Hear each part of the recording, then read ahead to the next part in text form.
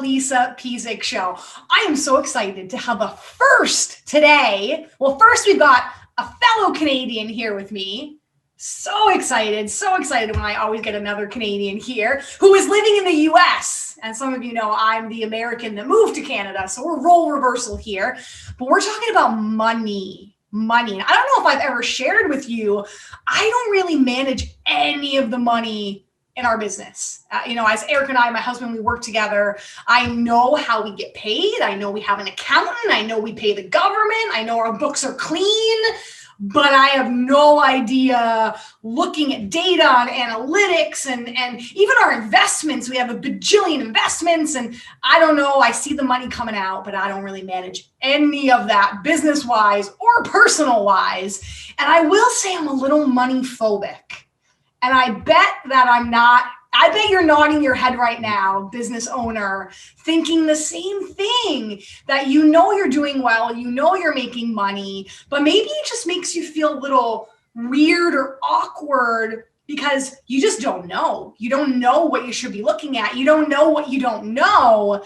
And that's what this podcast today is going to blow up this discussion to make you feel better about all of these things. So I've got Parker Stevenson here with me today. Parker, welcome. Lisa, thank you so much for having me. I'm excited to talk numbers with you. Oh my God, I'm a little scared, but I'm excited too. Okay, so let me tell you about Parker so you know who he is. So he is a co-owner and the chief business officer at Evolved Finance, a bookkeeping firm that specializes in helping online entrepreneurs to build more profitable and financially stable online businesses. I like financially stable. I like those two words in front of online business. For over 6 years, Parker has been advising some of the top coaches, course creators, influencers, and thought leaders on how to make more sound business decisions using their financial data. And before joining Evolved Finance, Parker spent 5 years at Adidas America, where he became the US product manager for golf footwear. I was a big golf nerd before my time in the online space. So I always looked at my time at Adidas as like my master's. It was like my MBA because I got to move up in the company very quickly, had a lot of really amazing opportunities, but I also kind of realized I didn't want other people telling me what to do. So I did something more entrepreneurial. That's like the story of every entrepreneur, where I used to joke and say I'm like highly unemployable. And so, no, don't say that. You're not highly unemployable. You just didn't like the way other people were doing things. And I was like, oh, that's a much better way of saying it. It's true, Okay, so why are we money phobic? Why do a lot of us just shy away and go, I don't want to look silly, or I don't really know my numbers? What have you seen in your data, like why that happens to a lot of really successful online business owners? Totally. And I've seen it in really successful people. Like people, we'll have clients coming to us and they have really healthy businesses and they just feel very stressed out about it. And I think it's a shame. I'm obviously not a sociologist. I don't have deep studies in this, but what I've kind of seen firsthand is I think number one, there's just a crappy culture around money in especially in the United States. I can't really speak for other countries, but I think it's just so taboo. And Lisa, we were talking before this about how there's that study done in the UK where they surveyed a bunch of people out in England and said, and the results they got said that they would these people would rather talk about their sex lives than talk about their money, which I think is just so revealing because there's nothing really much more personal or intimate than your sex life. But then like finance and money, I think is just that much more intimate. It just feels that much more taboo to talk about that. And I'm not sure I'm sure there's some roots in that in the US about why people don't talk about it. But I think the finance industry in general hasn't done any of us any favors, because I think when it comes down to especially like corporate finance or Wall Street or banking, yeah, some of that stuff gets really complicated, but then that's kind of what we hear talked about. Like, right, people are talking about corporate finances and they're talking about the stock market. And I think for most of us, our eyes just roll into the back of our heads because they're talking about such high level stuff. Even for me, when I was in college and I was taking accounting, in finance, I'm like, I just had no context for what I was learning. I never worked in a big corporation before. I barely knew how corporations even worked as it was. That is just, you're trying to learn something that I have literally zero experience next to.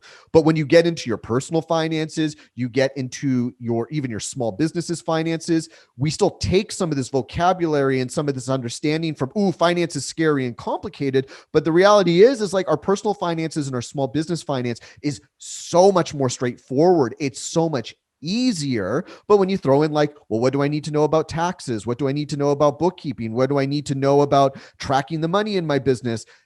These are the things that I think the people in my industry, bookkeepers, accountants, financial professionals, I think they get so deep into their worlds, they forget, there's this customer at the other end, that there's this opportunity to educate them and teach them, not just, okay, let me just file the taxes and then I'll talk to you next year. It's like, we at least feel like at Evolve Finance that there's this huge opportunity to educate our clients. And when we educate our clients, they go, this isn't as difficult as I thought. You guys are doing the hard stuff by actually doing the bookkeeping, but what we're putting in front of our clients, the numbers and the data, they go, this isn't hard at all. Why did I think it was? But we're also trying to educate our clients because we know they're capable of it, and we know they're going to be better business owners because of it. So I think we just kind of look at it a little differently than maybe some of the other people in our industry. And I would like to think that the majority of our clients would say they are far more comfortable with money and far more confident with making business decisions because of this kind of up-leveling of their finances they've gone through since working with us. I love that education piece. I mean, and that builds trust when someone's willing to say, hey, here's what I'm doing and here's why I'm doing this. Yes. And we do that I think about our business in branding and copywriting and design and coding and funnel building. And we do the same thing with the client. We're like, hey, here's why we're doing this. And here's why you see it this way. And even though we do it for them, it's done for you, we still educate them along the way, because that builds trust, lowers their anxiety, all those things you were talking about. And it makes them a better client too. I think it makes them easier to work with. The client relationship is more enjoyable. And then they can even bring stuff to the table that might even help you guys because they understand what you're trying to accomplish more clearly. Yeah, absolutely. Amen. Amen. So what are some of the numbers or things, like what as the online business owner do I need to know or do I need to be looking at? Sure. So there's like a couple things that I think as business owners we have to be aware of, and we kind of have to accept this is the game we're playing. Number one, I think we just have to understand that we have an extra responsibility as business owners. If you wanted to have all the number stuff taken care of for you, then work for someone else, because the taxes get taken out of your paycheck and you're done, right? Yeah. But as business owners, I think a lot of us go, I want to sell and I want to market and I want to serve my customers, and all that stuff is awesome. But if you don't want to have to learn new skill sets or understand different things you didn't have to deal with when you're working a job, then do all that sales and marketing for a company where they can pay you as an employee. Otherwise, as business owners, we have to accept that there's this extra responsibility. So if you're just an employee of working for someone else's business, which is totally fine, then you manage your household budget. I make X amount of dollars each month. We spend X amount of dollars each month, and hopefully we're putting some money in savings. That's pretty easy, but I know even for a lot of people, that's a lot for them. A lot of people still will ignore that part. So if we now throw in the fact that you still have to do that, now we have this business, this whole other entity that now has a financial life. Well, we have to now manage that too, and we need to do it separately from our personal finances. So one of the first things we tell people, if you aren't doing so already, you should have dedicated bank account, credit card, PayPal account, all that just for your business. And then, you'd have all your accounts personally. Keeping those two things separate are really important. That's going to be part of this extra responsibility. Don't just run everything out of one bank account, both personally and business-wise. The second thing is, and again, we don't file taxes. I'm not promoting our tax service, but everyone should have an accountant. If you have a business, this is something where it's like the only time we've seen business owners truly regret starting their businesses, because we've had some clients that maybe had some rough spots in their businesses. Maybe they have some credit card debt or had to take out a business loan, but we've seen people dig out of that. It's a lot harder. It just mentally, I think it just sucks to have back taxes and to owe the IRS in the United States, at least, to owe the government money and getting behind on that, because while you're paying that off, you still have to be playing catch up on the taxes you owe for the money you're making right now. And so the way we've seen businesses get in trouble with that is their aunt said, oh, I can file your taxes for you, or their business partner said they could, or their spouse said they could. And none of these people have accounting degrees. They just go, I can figure it out. And then the IRS comes back to them and goes, yeah, you owe us like $1 gazillion more than what you said you did for the last 3 years. And then you get into a really crappy situation. So it's your responsibility as the business owner to make sure we have the right people in the business, to make sure the financial piece is being taken care of. And that's like getting an accountant as soon as you can. But then I think that the last thing I'd just like to touch upon here is that, again, making money is I think where most entrepreneurs think that's what their financial responsibilities are. And there's no question. And I actually talk about this in a free workshop that we have on our website, but it's the idea that we have game number one. We have to learn how to play game number one as entrepreneurs, which is make money, right? Drive revenue. That's what I'm sure you are very good at helping people do, Lisa, is helping people. How do I drive more consistent revenue in your business? And that's a huge accomplishment to figure that out. But what our clients, when they come to us, what they've realized is, okay, I'm making consistent revenue, but now there's this whole other thing that I wasn't expecting, which is how do I manage the revenue coming into my business effectively so that way I actually have profit left over. And for online businesses, profit is everything. That is the end all be all metric for online businesses, because most of our clients will never be able to sell their businesses, or if they do, they're not going to sell for as much as like a software startup, or even maybe as much as like a restaurant or a more classic business. But that's okay, because if we're running profitable businesses, online businesses tend to be some of the most profitable businesses you could be possibly running, that you can make lots of money each and every year, make more money than you ever would have at another job. That's totally fine if you never sell your business. But that's why it's so important that we start to take the financial part of our business seriously, because if we're not paying attention to what's going on financially in our businesses, chances are you're not going to be profitable on accident. We eventually have to put some intention and focus into our numbers so we can make sure we have lots of money left over, each month or each year, so we can actually build our wealth off of our businesses. So that's probably a lot more than you're expecting, but does that answer the question? Yeah, no, that's huge. I mean, even just the tip, like so simple, of hire an accountant, like get help, because I can tell you when my husband and I both opened our business, we had incredible success in the first, 2-3 years. And we were actually audited by the government, because they were like, wow. Whoa, AOA, like we want to make sure. I don't know if it's like different in the US than it is in Canada, but I was so happy that we had an accountant that had like every single thing, detail, every point of sale in, everything out, because I mean, they were just asking, God love my husband, he was the one who figured it all out, but it was like they were asking for this file and this file and this thing and that thing and this thing. And our accountant literally had like A to Z, every single thing they needed. We passed with flying colors, like everything was legit and good.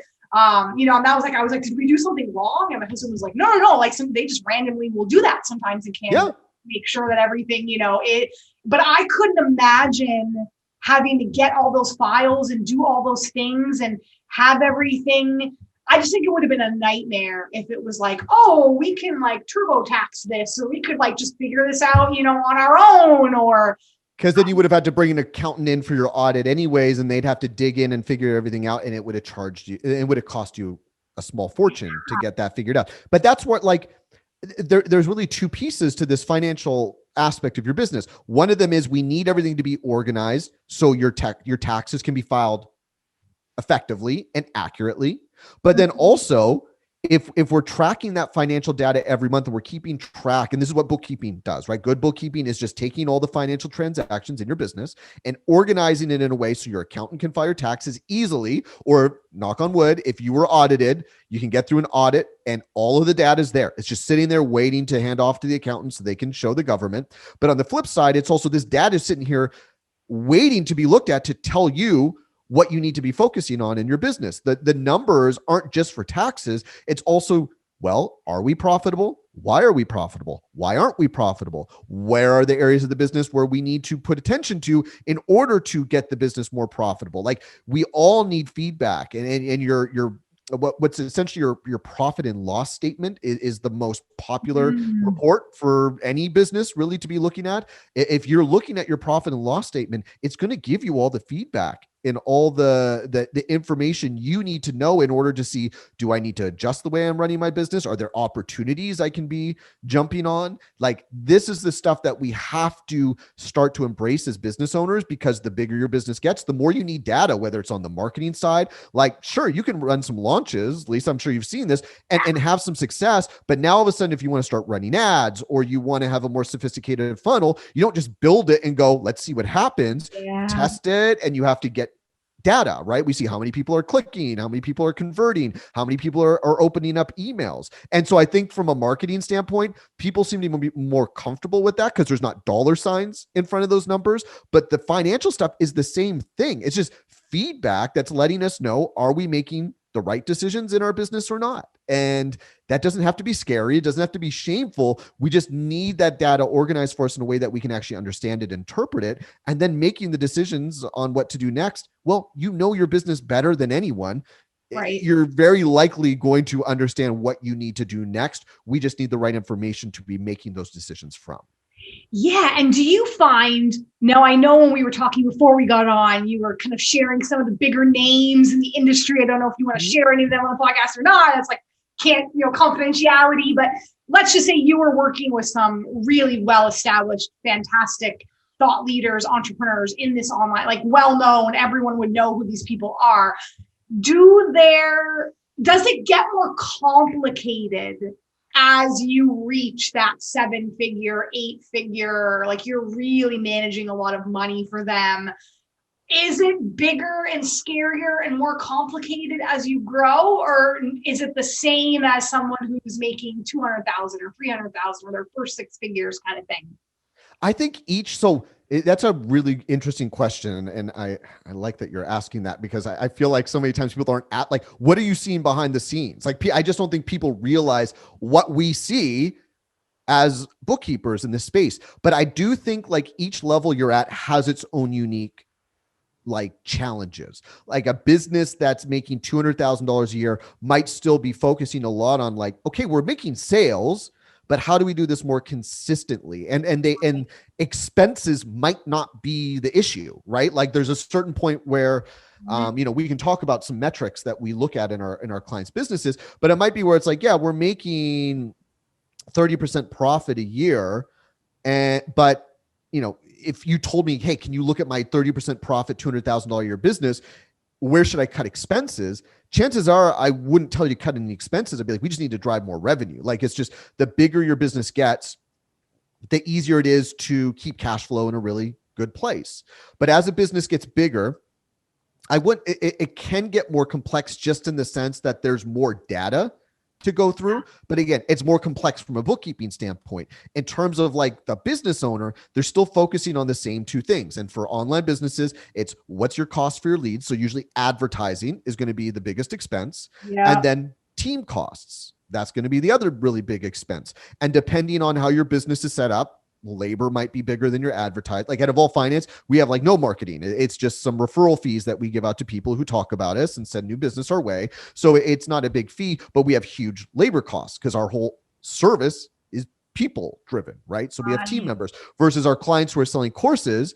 They might have a ton of advertising because they need to be bringing new people into their offer every single month and selling it, but they might be able to do that with a much smaller team than we would have for our business. So this is where I think you have to understand sort of where your business lies there. But from there, it's just the businesses just have to track their ad spend more. They have to be more aware of who they're hiring, because as what happens is a lot of our clients who are getting to these higher, like 7-figure levels, it can happen really fast, right? Like, online businesses can grow really quickly that they go, oh crap, I'm making a lot of money. And then they start hiring people really fast. And this is where that panic hiring increased labor costs really quickly. And now all of a sudden they're like, okay, I'm making more money, but there's not as much money left over, when really sometimes they need to pause and go, okay, how do we make sure we have the right systems and operations in place, like to make sure we're doing the work efficiently, and not just hiring 3 people to do something that one person could do if the process was organized. And so these are all things that you're like, okay, you're talking about operations, you're talking about marketing. It all stems from the financial data that starts to guide you around. Like if you have huge labor expenses, well, then that's telling us something about how our business operates and how we serve our customers. So that's why as your business grows, you're still making the same decisions. It's just bigger dollar amounts. And we just have to put more attention and focus into these parts of our business, but you're also going to have more team members and more resources in order to help you manage this stuff more. So it does feel like, I think it gets a little heavier as your business grows, but at the same time, you have more support, more help, and more resources than you did when you were doing everything in a $200,000 a year business, and you were the person that kind of had to figure it all out yourself. So I really do think that while yes, there is some complexity as a business gets bigger, I also think that certain things get a heck of a lot easier, that it always kind of seems to balance itself out. Oh, I love everything you just said so much. I just, even the mindset and like how the data drives decisions. Let the data drive decisions, because I mean, you think about, I remember my mentor, Bo Eason, was sharing about how more isn't always better when it comes to team. Like he was saying, when you think about like even the military, and they need to go like take out the head, leader, they don't send in like the 200-person army. Like he's like, they have like 5 SWAT team members that like go in and get the job done. And that's where he was saying a lot of people get stressed out when they think, okay, this like panic hiring that you talked about, I need to get more team. Oh my God, I need like 10 people, when you might only need 2 people if you have the right systems and strategies and things in place. And I love that you're sharing that your financial data can help you drive making those decisions and looking at the trends and looking at all of that. And that you help your clients navigate all of that, because I'm seeing this change in our industry, especially in the online space. It's very transformational now, are the businesses that are around, but I feel like it is still educational, but it's not how-to information anymore. It's like decision-making information. When you can help people make decisions, you are valuable. That's what gets you hired over the next bookkeeping company, over the next done-for-you course creator and, online business creating company. When you can help people make decisions. And I love that you're sharing about the data can help you make those decisions when you're looking at your profit loss statement and all those things that you threw out, right? Which is, are there any other? And Lisa, I just want to add to that, because I think you're right. Like, we are trying to help our clients become better decision makers, because I do think in this space, and we've seen our clients do this, where it's like, hey, business coach, teach me the strategy and let me just copy and paste it into my business. And there's a certain amount of that can be really helpful. I was a musician when I was younger. And when you start to learn an instrument, you learn how to play someone else's song. And you go, oh, cool. This sounds cool. I'm learning new skills. I'm starting to understand what you did as a songwriter to write this song as I'm learning how to play it. But eventually, if you want to be successful, you have to learn how to write your own songs, and you have to learn how to create on your own. And that's where I think a lot of business owners sometimes just want everything to be copy paste. Just let me just copy paste from everyone else, and then my business will just magically go. But there is a certain amount we have to dig in and understand our businesses more deeply than just what our business coach told us to do. And that's why for us, we don't want our client, like, we have a service. We do the bookkeeping every month, but our goal isn't for our clients to be like asking us for every little decision they're trying to make. We're trying to show them, this is the data. These are the areas you need to focus on. This is how you know things are good. This is how you know things maybe aren't so good. Now, be the leader of your business and make decisions off this. If you need us, we're here. Otherwise, go do it. Like we have clients that have been working with so long, like they never show up to our group calls because they know what I'm going to say. They know what I'm going to tell them. They have the answers already there. But the reason they're able to have those answers is because they have the data. If I came to you and I had a funnel and I'm like, I don't think my funnel is working really very well. You go, okay, cool. Let's take a look at the data and what's going on there. I go, oh, well, I don't have any of that. Well, then how much are you going to be able to actually help me? Like zero. So that's where I think, again, we as business owners, we can't just focus on the things that we like to do. Doesn't mean we have to do a bunch of the stuff we don't like to do. We can hire people to do a good amount of that, but we have to learn this ability to problem solve, to be resilient, and trust we can learn new skills in order to make sure that all the pieces in our business are connecting together. And data is usually going to be one of the main factors in helping you connect all those pieces together. I love even just right out of the gate, you were like, you have to accept the responsibility that this is something as a business owner, an entrepreneur, that you need to be looking at and staying on top of and having the right people, but still knowing it's so true. I remember when we first started, it's like, oh, we got to pay the government like X. And I'm like, what? Why do we have to pay the government that? And my husband's like, yeah, remember, babe, when you got paid and it was like this went, you saw all the deductions and this went to this went to this and this went to this and that went to that. He's like, that's what this is, what our account. You just have to do it now instead of your employer. Right. And I'm like, oh, okay, that makes sense. But it's like, it can be a real shift in thinking. You're right. When you go from, working maybe a full-time job where you didn't have to ever look really and think about any of that to now accepting the responsibility as the business owner. Okay, so metrics. What are some of those metrics that we should be paying attention to? Or if they're not working with you, that they should be going back to their bookkeepers and saying, hey, let's have a discussion about this. Yeah, without going too deep into how we organize our profit and loss statements, because so much of what we do is we organize our clients' financial data that makes sense for online businesses. Mm-hmm. So when the metrics I'm providing are based on the fact that we're only working with online businesses. So again, course creators and coaches and influencers and thought leaders, all that good stuff, which I think a lot of your audience is. Yes. And so this is going to be very specific for that. If you're in a different industry or whatever, it might be a little different. What we're looking for all of our clients starts with profitability. We want our clients to be at 30% profitability or better. Does that mean if someone's at 24% profitability, their business is broken? No, but we know what the potential is. We know that they can be doing better, not because we read it in the book, like in some book, or because a business coach told us that's what we should be saying. Yeah. We've seen it in the data regularly, what a business, like an online business, can achieve.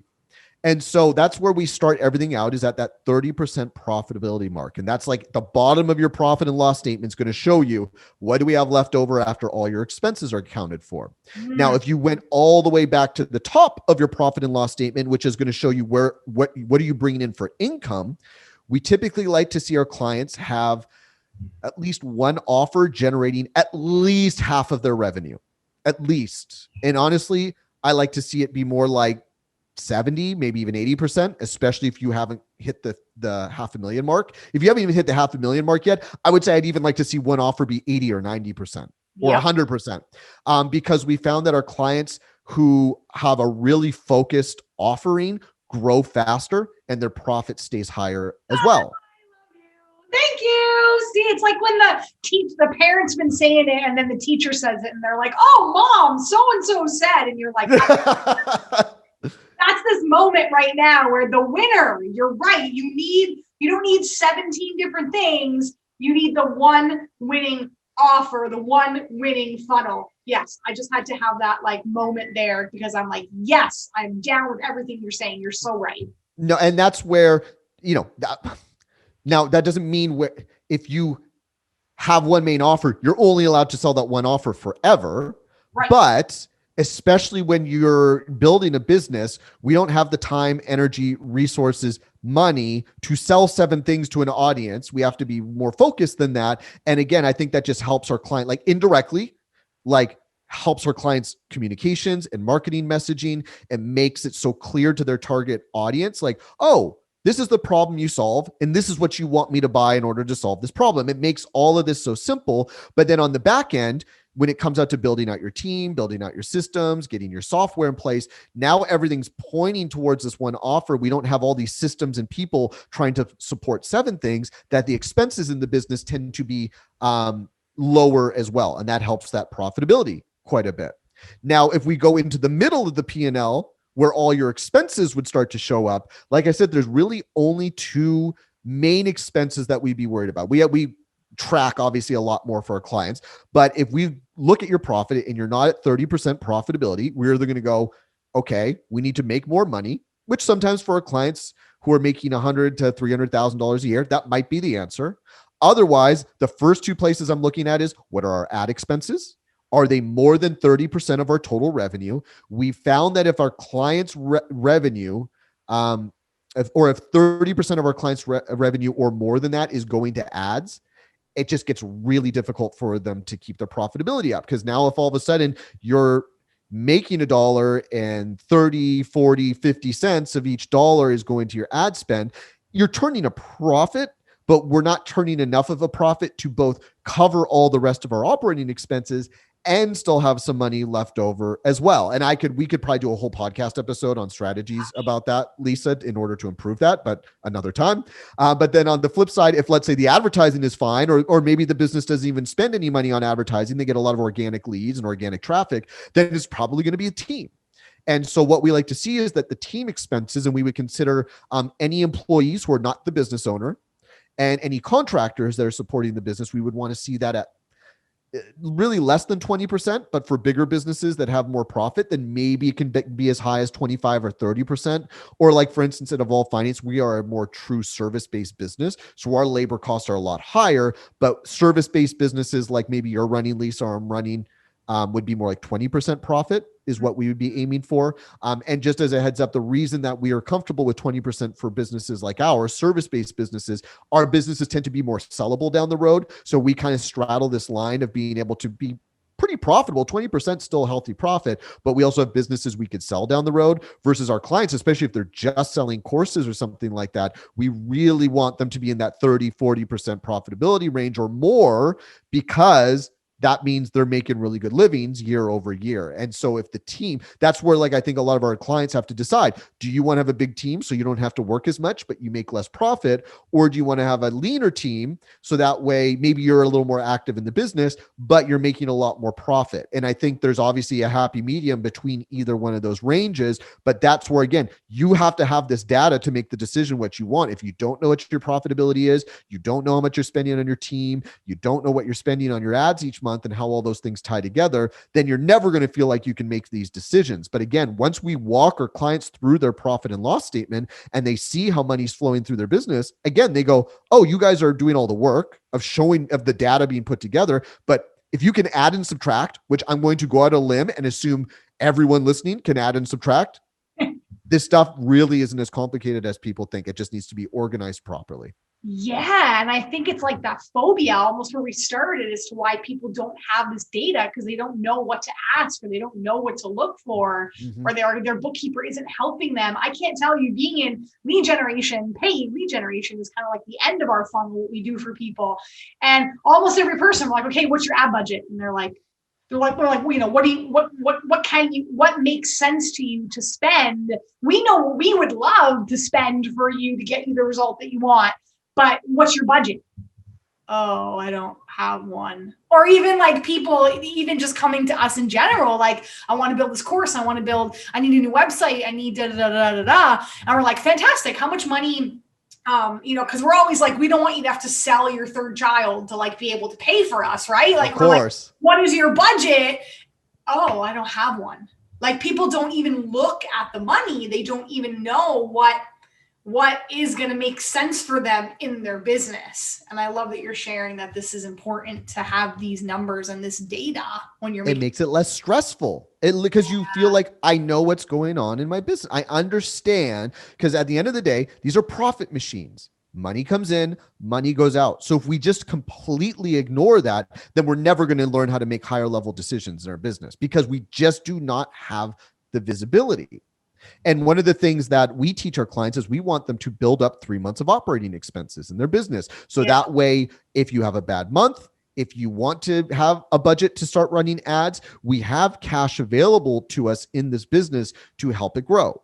And I think a lot of people just take all the profit out of the business to pay themselves. And they're always kind of walking on this tightrope of like just barely making enough money to get by each month, that they're not, again, they don't, if they saw what was actually going on with their finances, I think they would make different decisions. Well, I know they would, because we see it all the time with our clients. But again, like if you're, and this is something we teach in our workshop, if I gave you a car and said, this is your new car, you're going to drive everywhere, but I've blocked out the dashboard. You have no idea what your speed limit, how fast you're going. You don't know how much gas you have. You don't know if the check engine light or oil light's on, tire pressure.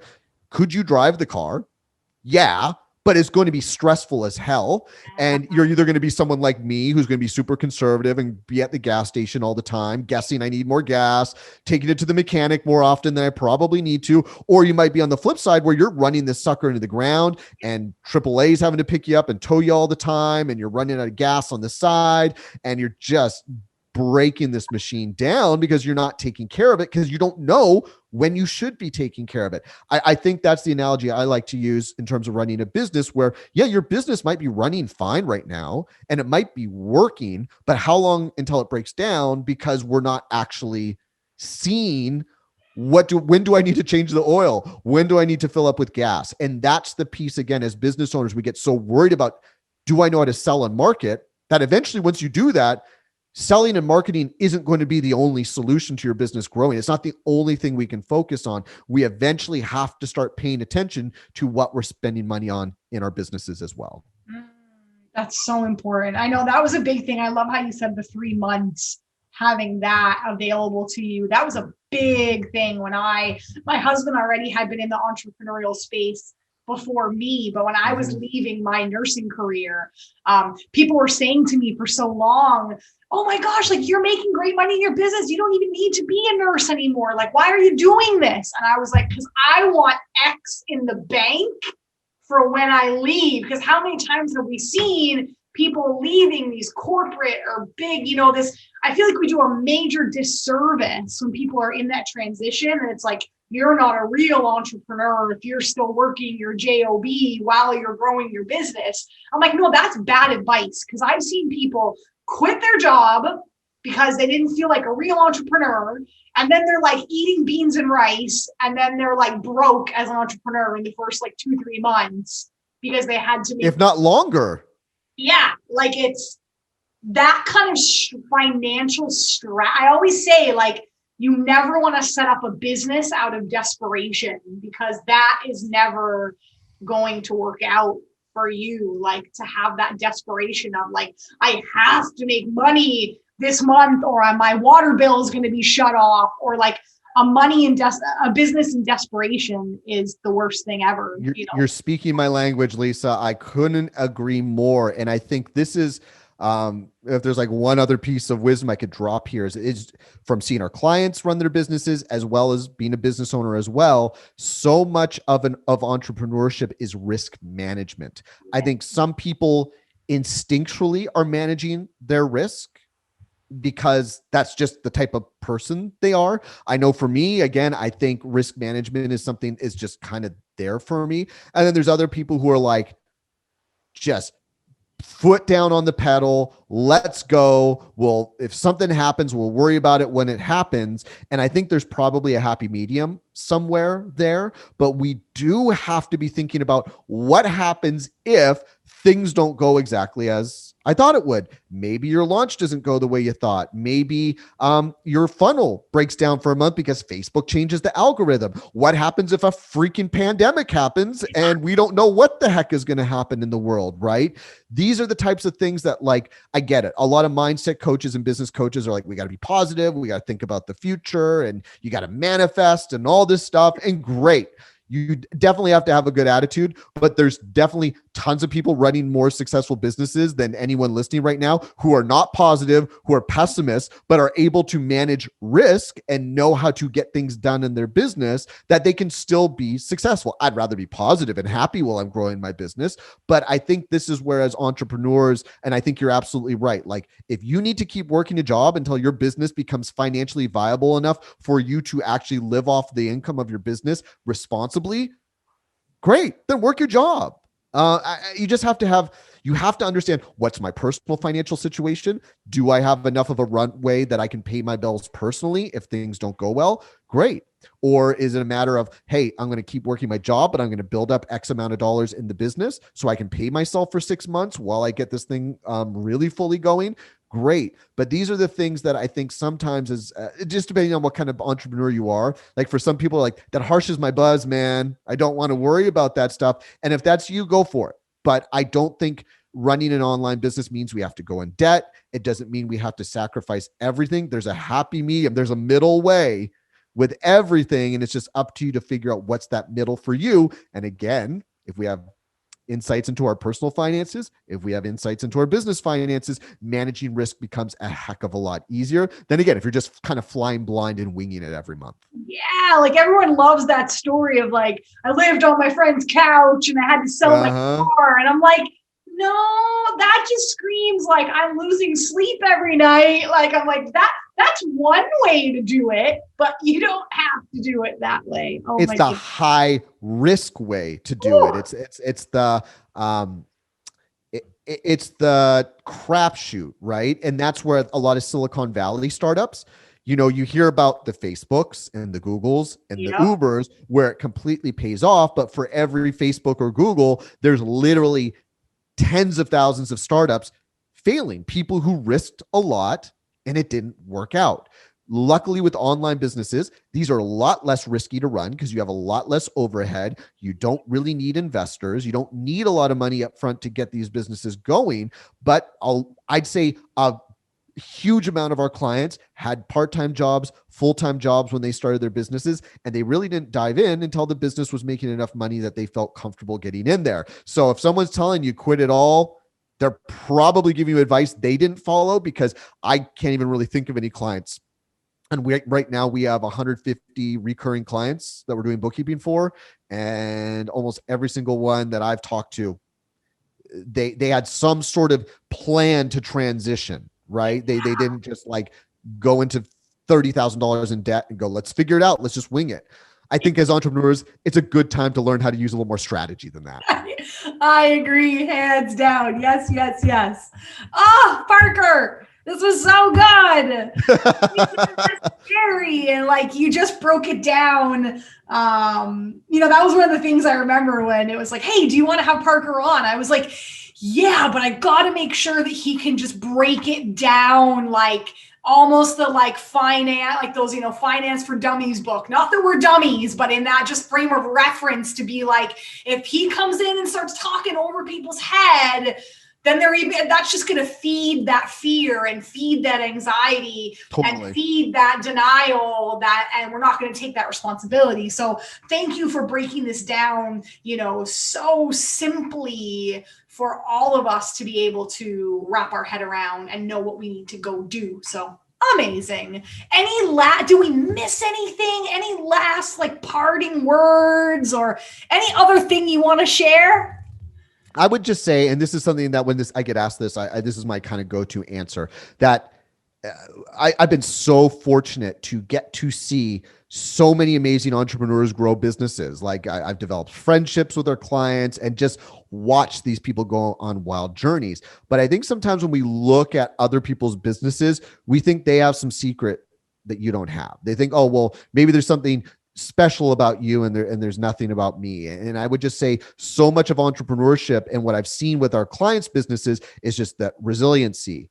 It's the desire to always be willing to solve problems, no matter how hard they are, and look at problems straight in the face and figure them out, not stick our heads in the sand. And so if yours, depending on where you're at in your business and whatever level you want to get to, there's nothing really special about the people who are already at the levels that you're at. They just were willing to solve the problems, be resilient, figure things out, because I can assure you, whatever level anyone's at in their business, they're just trying to figure out how to get to the next level. They don't have all the answers. They're just trying to work their way forward, just like you're at with your situation right now. So just trust. We've seen so many small business owners change their lives simply by trying to build a business that's of service to others, that really provides value and is willing to learn the game of entrepreneurship, of learning these rules to what do I need to be responsible for as a business owner. And so many of our clients have proven, people with no finance degrees, people with no, fancy business master's degrees, can go out and run really successful businesses because they're willing to learn and they're willing to solve problems.